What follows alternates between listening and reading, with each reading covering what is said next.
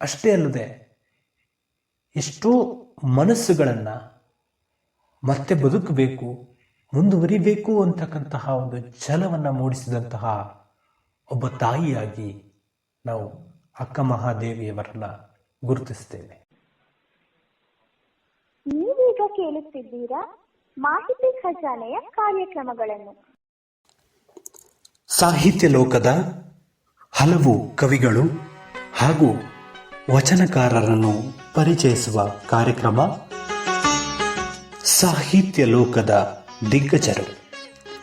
ಕೇಳಿ, ನಿಮ್ಮ ಮೆಚ್ಚಿನ ಮಾಹಿತಿ ಖಜಾನೆಯಲ್ಲಿ ಸಾಹಿತ್ಯ ಲೋಕದ ದಿಗ್ಗಜರು, ವಿವಿಧ ವಚನಕಾರರು ಹಾಗೂ ಕವಿಗಳನ್ನು ಪರಿಚಯಿಸುವ ವಿಶೇಷ ಮಾಲಿಕೆ. ನೀವು ಕೇಳಿ, ನಿಮ್ಮ ಸ್ನೇಹಿತರಿಗೂ ಕೇಳಿಸಿ ಹಾಗೂ ನಿಮ್ಮ ಅನಿಸಿಕೆ ಅಭಿಪ್ರಾಯಗಳನ್ನು ಕಮೆಂಟ್ ಮುಖಾಂತರ ತಿಳಿಸಬಹುದು. ಇನ್ನು ಯಾರು ಸಬ್ಸ್ಕ್ರೈಬ್ ಮಾಡದೆ ನೋಡ್ತಾ ಇದ್ದೀರಿ, ಈ ಕೂಡಲೇ ಸಬ್ಸ್ಕ್ರೈಬ್ ಮಾಡಿಕೊಳ್ಳಿ.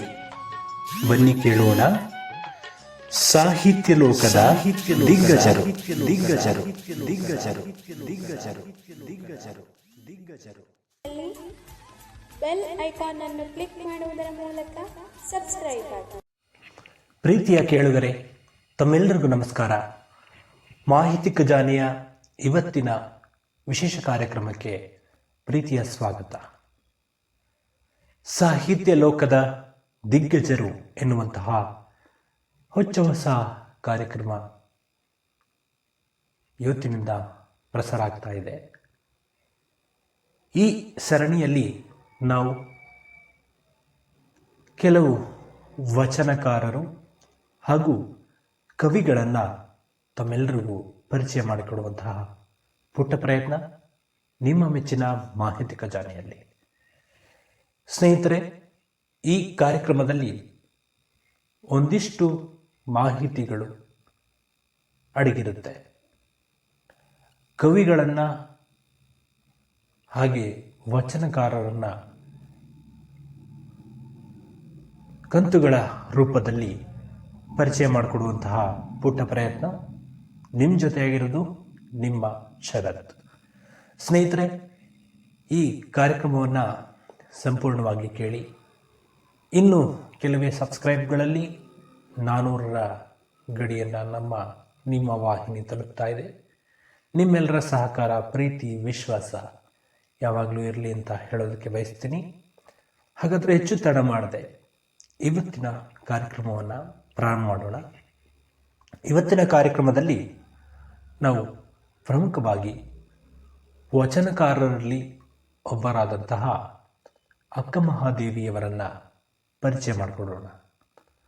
ಅಕ್ಕ ಮಹಾದೇವಿ ಅಂದ ತಕ್ಷಣ ತಮ್ಮೆಲ್ಲರಿಗೂ ನೆನಪಾಗ್ತಕ್ಕಂಥದ್ದು ಚನ್ನಮಲ್ಲಿಕಾರ್ಜುನ ಅಂತಕ್ಕಂತಹ ಒಂದು ಕಾವ್ಯನಾಮ ಅಂಕಿತದಲ್ಲಿ ವಚನಗಳನ್ನು ಬರೆತಕ್ಕಂತಹ ಒಬ್ಬ ಮಹಾನ್ ವ್ಯಕ್ತಿಯಾಗಿ ಅಕ್ಕ ಮಹಾದೇವಿಯವರು ಕಾಣಿಸ್ಕೊಳ್ತಾರೆ. ವಚನ ಚಳುವಳಿಯಲ್ಲಿ ಅಕ್ಕ ಮಹಾದೇವಿಯವರು ತಮ್ಮದೇ ಆದಂತಹ ವೈಶಿಷ್ಟ್ಯತೆಯನ್ನು ಮೆರೆದಿದ್ದಾರೆ. ಅಂತಹ ಅಕ್ಕ ಮಹಾದೇವಿಯ ಬಗ್ಗೆ ಒಂದಿಷ್ಟು ಮಾಹಿತಿ ನಿಮಗಾಗಿ. ಅಕ್ಕ ಮಹಾದೇವಿಯವರನ್ನ ಪ್ರಮುಖವಾಗಿ ಕನ್ನಡದ ಪ್ರಥಮ ಕವಿಯತ್ರಿಯಾಗಿ ನಾವು ಗುರುತಿಸ್ತೇವೆ. ಅಕ್ಕ ಮಹಾದೇವಿಯವರು ತಮ್ಮ ವಚನ ಚಳುವಳಿಯ ಮೂಲಕ ತಮ್ಮದೇ ಆದಂತಹ ಭಾವಗೀತಾತ್ಮಕ ರೂಪದಲ್ಲಿ ತಮ್ಮ ಒಂದು ಸಾಹಿತ್ಯವನ್ನು ಬರಿತಾ ಇದ್ದರು. ಆ ಸಾಹಿತ್ಯಗಳು ಎಲ್ಲರನ್ನೂ ಕೂಡ ಎಚ್ಚರಿಸ್ತಕ್ಕಂತಹ ಒಂದು ಪ್ರಯತ್ನದಲ್ಲಿ ತೊಡಗಿತ್ತು. ಈ ಸಾಹಿತ್ಯದಲ್ಲಿ ಅಕ್ಕ ಮಹಾದೇವಿಯವರು ಪ್ರಮುಖವಾಗಿ 12ನೇ ಶತಮಾನದಲ್ಲಿ ಶಿವಮೊಗ್ಗ ಜಿಲ್ಲೆಯ ಉಡುತಡಿ ಅಂತಕ್ಕಂತಹ ಒಂದು ಗ್ರಾಮದಲ್ಲಿ ಜನಿಸ್ತಾರೆ. ಇನ್ನು ಅಕ್ಕ ಮಹಾದೇವಿಯವರನ್ನ ಪ್ರಮುಖವಾಗಿ ವಚನ ಚಳುವಳಿ ಅಷ್ಟೇ ಅಲ್ಲದೆ ಒಬ್ಬ ಸ್ವಾಭಿಮಾನಿ ಹೆಣ್ಣಾಗಿ, ಅಷ್ಟೇ ಅಲ್ಲದೆ ಒಬ್ಬ ಕವಿಯತ್ರಿಯಾಗಿ, ಒಬ್ಬ ಸಾಹಿತಿಯಾಗಿ, ಇನ್ನು ಅಷ್ಟೇ ಅಲ್ಲದೆ ಆಗಿನ ಕಾಲದಲ್ಲಿ ಸಾಹಿತ್ಯ ಎಂತಕ್ಕಂಥದ್ದು ಹೇಗೆಂದರೆ ಪುರುಷ ಪ್ರಧಾನವಾಗಿತ್ತು. ಅಂದರೆ ಪುರುಷರು ಮಾತ್ರ ಸಾಹಿತ್ಯವನ್ನು ಬರಿಬೇಕು ಅಂತಕ್ಕಂತಹ ಒಂದು ಕಾಲ ಇದ್ದಾಗ ಇವರೂ ಕೂಡ ಬಸವಣ್ಣನವರ ಆಜ್ಞೆಯಂತೆ ಒಂದು ವಚನ ಮಂಟಪದಲ್ಲಿ ಅವರೂ ಕೂಡ ಸೇರಿಕೊಂಡು ಈ ಸಾಹಿತ್ಯ ಕೃಷಿಯನ್ನು ಮಾಡಿದ್ದನ್ನು ನಾವು ಪ್ರಮುಖವಾಗಿ ಗಮನಿಸ್ತೇವೆ. ಅಕ್ಕ ಮಹಾದೇವಿಯವರನ್ನು ಒಬ್ಬ ಸಾಹಿತಿಯಾಗಿ ಅಷ್ಟೇ ಅಲ್ಲದೆ, ಒಬ್ಬ ಕವಿಯತ್ರಿಯಾಗಿ ಅಷ್ಟೇ ಅಲ್ಲದೆ, ಅಕ್ಕರೆಯ ಅಕ್ಕನಾಗಿ ನಾವು ಗುರುತಿಸ್ತೇವೆ. ಎಷ್ಟೋ ಜನರಿಗೆ, ನೋವಿನಲ್ಲಿದ್ದವರಿಗೆ ಆಸರೆಯಾಗಿ ನಿಂತವರು ಅಕ್ಕ ಮಹಾದೇವಿಯವರು. ಎಷ್ಟೋ ಜನರು ತುಂಬಾ ಕುಗ್ಗಿ ಹೋದಂತಹ ಸಂದರ್ಭದಲ್ಲಿ ಅಕ್ಕ ಮಹಾದೇವಿಯವರು ತಮ್ಮ ಲೇಖನಿಯ ಮೂಲಕ ಜನರ ಮನಸ್ಸನ್ನು ಸೆಳೆದಂತಹ ಕವಿಯತ್ರಿ. ಅಷ್ಟೇ ಅಲ್ಲದೆ ಎಷ್ಟೋ ಮನಸ್ಸುಗಳನ್ನು ಮತ್ತೆ ಬದುಕಬೇಕು, ಮುಂದುವರಿಬೇಕು ಅಂತಕ್ಕಂತಹ ಒಂದು ಛಲವನ್ನು ಮೂಡಿಸಿದಂತಹ ಒಬ್ಬ ತಾಯಿಯಾಗಿ ನಾವು ಅಕ್ಕ ಮಹಾದೇವಿಯವರನ್ನ ಗುರುತಿಸ್ತೇವೆ. ಯಾವುದೇ ಕನ್ನಡ ಸಾಹಿತ್ಯ ಲೋಕದಲ್ಲಿ ಅಕ್ಕ ಮಹಾದೇವಿ ಅಂತಕ್ಕಂತಹ ಹೆಸರು ಕೇಳಿದ ತಕ್ಷಣ ನೆನಪಾಗ್ತಕ್ಕಂಥದ್ದೇ ವಚನ ಸಾಹಿತ್ಯ. ವಚನ ಸಾಹಿತ್ಯದಲ್ಲಿ ಪ್ರಮುಖವಾಗಿ ಬೆಟ್ಟದ ಮೇಲೊಂದು ಮನೆಯ ಮಾಡಿ ಅಂತಕ್ಕಂಥದ್ದು, ಮಲ್ಲಿಕಾರ್ಜುನ ಅಂತಕ್ಕಂತಹ ಕಾವ್ಯನಾಮದ ಮೂಲಕ ಮಲ್ಲಿಕಾರ್ಜುನನ್ನೇ ಆರಾಧಿಸ್ತಕ್ಕಂತಹ ಒಬ್ಬ ತಾಯಿಯಾಗಿ, ಒಬ್ಬ ಒಡತಿಯಾಗಿ ಅಕ್ಕ ಮಹಾದೇವಿಯವರು ಗುರುತಿಸ್ಕೊಳ್ತಾರೆ. ಅಕ್ಕ ಮಹಾದೇವಿಯವರು ಮಲ್ಲಿಕಾರ್ಜುನ ಅಂತಕ್ಕಂತಹ, ಚನ್ನಮಲ್ಲಿಕಾರ್ಜುನ ಅಂತಕ್ಕಂತಹ ಕಾವ್ಯನಾಮದಲ್ಲಿ ಸಾಕಷ್ಟು ವಚನ ಸಾಹಿತ್ಯವನ್ನು ಬರೆದಂತಹ ಮಹಾನ್ ವ್ಯಕ್ತಿಯಾಗಿ ಕಾಣಿಸ್ಕೊಳ್ತಾರೆ. ಹೆಣ್ಣೊಬ್ಬಳು ಚಿಕ್ಕ ವಯಸ್ಸಿನಲ್ಲಿಯೇ ಪಡ್ತಕ್ಕಂತಹ ಸುಖ, ಖುಷಿ, ಲೌಕಿಕ ಜಗತ್ತನ್ನು ಬಿಟ್ಟು ಶಿವನನ್ನೇ, ಮಲ್ಲಿಕಾರ್ಜುನನನ್ನೇ ತನ್ನ ಪತಿಯಾಗಿ ಸ್ವೀಕರಿಸಿ ಆತನ ನೆನಪಿನಲ್ಲಿಯೇ ಸಾಕಷ್ಟು ನೊಂದ ಮನಸ್ಸುಗಳಿಗೆ ಸಾಂತ್ವನವನ್ನು ಹೇಳಿದಂತಹ ತಾಯಿ ಅಂದರೆ ಅಕ್ಕ ಮಹಾದೇವಿ. ಇವತ್ತಿಗೂ ಕೂಡ ಯಾವುದಾದರೊಂದು ಪಠ್ಯಪುಸ್ತಕವನ್ನು ತೆಗೆದ ತಕ್ಷಣ, ವಿಶೇಷವಾಗಿ ಕನ್ನಡ ಪಠ್ಯಪುಸ್ತಕಗಳಲ್ಲಿ ಸಿಗ್ತಕ್ಕಂಥದ್ದೇ ಅಕ್ಕ ಮಹಾದೇವಿಯವರ ವಚನಗಳು. ಸಾಕಷ್ಟು ನೋವು, ಕಷ್ಟ ಇವೆಲ್ಲವನ್ನು ಎದುರಿಸಿ ನಿಂತಹ ಅಕ್ಕ ಇವತ್ತಿಗೂ ಕೂಡ ತಮ್ಮ ವಚನ ಸಾಹಿತ್ಯದ ಮೂಲಕ ನಮ್ಮೆದುರಿಗಿದ್ದಾರೆ. ಈ ಅಕ್ಕ ಯಾವತ್ತೂ ಕೂಡ ಇನ್ನೊಬ್ಬರಿಗೆ ಕೆಟ್ಟದ್ದು ಬಯಸಿದ್ದಾಗಲಿ, ವಿಶೇಷವಾಗಿ ಲೌಕಿಕ ಜಗತ್ತು ಯಾವಾಗ ಖುಷಿ ಪಡಬೇಕು, ಹೆಣ್ಣು ಆ ಸಂದರ್ಭದಲ್ಲಿ ಎಲ್ಲವನ್ನು ಕೂಡ ತ್ಯಜಿಸಿ ಬಂದು ಶಿವನನ್ನು, ಮಲ್ಲಿಕಾರ್ಜುನನನ್ನು ತನ್ನ ಪತಿಯಾಗಿ ಸ್ವೀಕರಿಸಿ ಮಾಡಿದಂತಹ ಈ ವಚನ ಚಳವಳಿ ಎಲ್ಲರಿಗೂ ಕೂಡ ಒಂದು ಮಾದರಿ ಅಂತಲೇ ಹೇಳ್ಬೋದು. ಸಾಕಷ್ಟು ಜನ ಇದ್ದಾರೆ, ಅವರೆಲ್ಲರಲ್ಲಿಯೂ ಕೂಡ ಅಕ್ಕ ಮೊದಲಿಗರಾಗಿ ನಿಲ್ತಾರೆ. ಇಂತಹ ಮಹಾನ್ ವ್ಯಕ್ತಿ ನಮ್ಮ ನಿಮ್ಮ ನಡುವೆ ವಚನಗಳ ಮೂಲಕ ಇನ್ನೂ ಕೂಡ ಬದುಕಿದ್ದಾರೆ.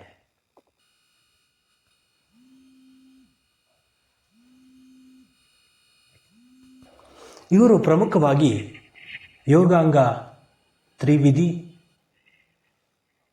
ವಚನ ಮಂತ್ರ ಗೋಪ್ಯ ಮತ್ತು ಇತರೆ ವಚನಗಳು ಅಂತಕ್ಕಂತಹ ಒಂದಿಷ್ಟು ರಚನೆಗಳನ್ನು, ಪುಸ್ತಕಗಳನ್ನು ಇವರು ರಚನೆ ಮಾಡಿದ್ದಾರೆ. ಈ ಕೃತಿಗಳ ಮೂಲಕ ಇವರು ಪ್ರಸಿದ್ಧಿಯನ್ನು ಪಡ್ಕೊಂಡಿದ್ದಾರೆ.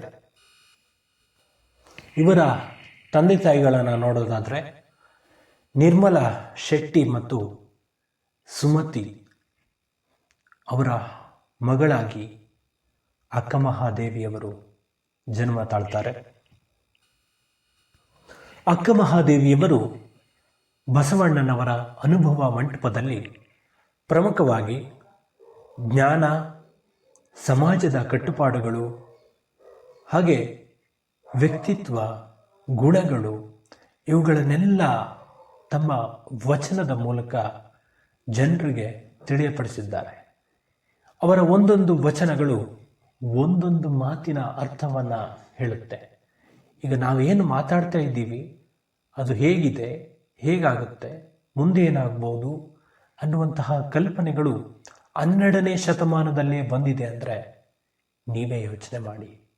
ನಮ್ಮ ಸಮಾಜ ಹೇಗಿದೆ, ಹೇಗಿತ್ತು, ಹೇಗಾಗಿದೆ ಇವೆಲ್ಲವನ್ನು ಕೂಡ ಆಗಿನ ಕಾಲದಲ್ಲಿಯೇ ಚಿಂತಕರು ನಿಮ್ಮ ಮುಂದೆ ಇಟ್ಟಿದ್ದಾರೆ. ಇಂತಹ ನಮ್ಮ ಸಮಾಜದಲ್ಲಿ ಅಕ್ಕಮಹಾದೇವಿಯಂತಹ ಮಹಿಳಾ ಕವಿಯತ್ರಿ ನಮ್ಮೆಲ್ಲರ ಮಧ್ಯೆ ಇದ್ದು ಅವರ ಅನುಭವಗಳು, ಅವರ ಮಾತುಗಳು, ಅವರ ನುಡಿಗಳು ಇವೆಲ್ಲವನ್ನು ಕೂಡ ಕನ್ನಡಕ್ಕೆ ಅರ್ಪಣೆ ಮಾಡಿದ್ದಾರೆ.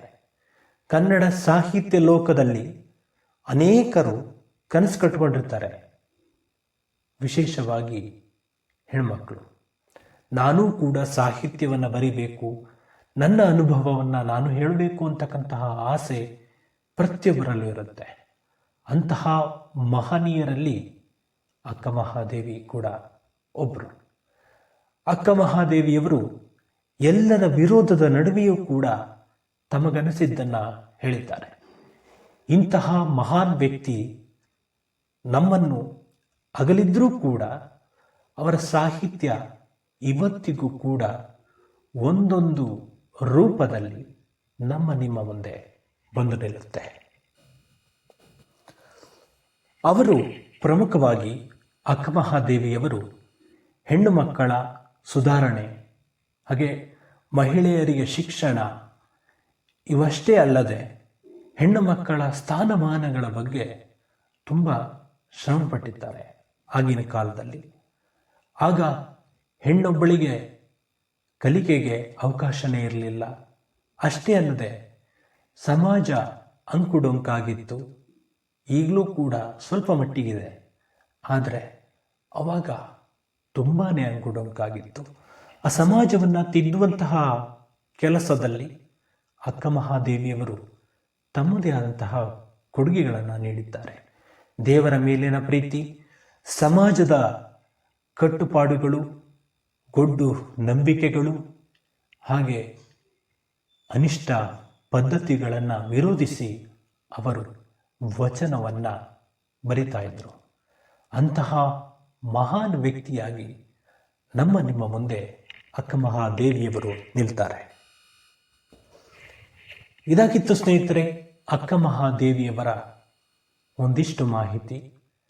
ಅಕ್ಕಮಹಾದೇವಿಯವರು ಕೇವಲ ಒಬ್ಬ ಕವಿಯಾಗಿ ಅಲ್ಲದೆ ಒಬ್ಬ ಸಮಾಜ ಸುಧಾರಕಿಯಾಗಿ ಅಷ್ಟೇ ಅಲ್ಲದೆ ನಮ್ಮೆಲ್ಲರಿಗೂ ಕೂಡ ಮಾರ್ಗದರ್ಶಕಿಯಾಗಿ, ಇನ್ನೂ ಅಷ್ಟೇ ಅಲ್ಲದೆ ಸಾಹಿತ್ಯ ಲೋಕದ ಕಣ್ಮಣಿಯಾಗಿ ಅಕ್ಕಮಹಾದೇವಿಯವರು ನಿಮ್ಮ ಮುಂದೆ ನಿಲ್ತಾರೆ.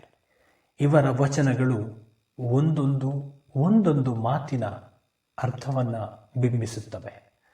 ಇನ್ನು ಅಕ್ಕಮಹಾದೇವಿ ಯಾವಾಗಲೂ ನಿರಂತರ ಅಜರಾಮರವಾಗಿ ನಿಮ್ಮ ಮುಂದೆ ನಿಲ್ತಾರೆ ಅಲ್ವಾ? ನೀವೇನಂತೀರಾ? ನಿಮಗೆ ಈ ಮಾಹಿತಿ ಇಷ್ಟವಾಯ್ತಾ? ಲೈಕ್ ಮಾಡಿ, ಶೇರ್ ಮಾಡಿ, ಕಾಮೆಂಟ್ ಮಾಡಿ, ಹಾಗೆ ಈ ಸಂಚಿಕೆಯನ್ನು ನಿಮ್ಮ ಸ್ನೇಹಿತರೊಂದಿಗೆ ಹಂಚಿಕೊಳ್ಳಿ. ಮತ್ತೆ ಮುಂದಿನ ಕಾರ್ಯಕ್ರಮದಲ್ಲಿ ಮತ್ತೊಬ್ಬ ಸಾಹಿತಿ, ಕವಿಯತ್ರಿಯೊಂದಿಗೆ ನಿಮ್ಮನ್ನು ಭೇಟಿಯಾಗ್ತೀನಿ. ಅಲ್ಲಿವರೆಗೂ ಮಾಹಿತಿ ಖಜಾನೆಯ ಕಾರ್ಯಕ್ರಮಗಳನ್ನ ಕೇಳ್ತಾ ಇರಿ ಅಂತ ಹೇಳ್ತಾ ಶರತ್ಗೆ ಅನುಮತಿ ಕೊಡಿ. ನಮಸ್ಕಾರ.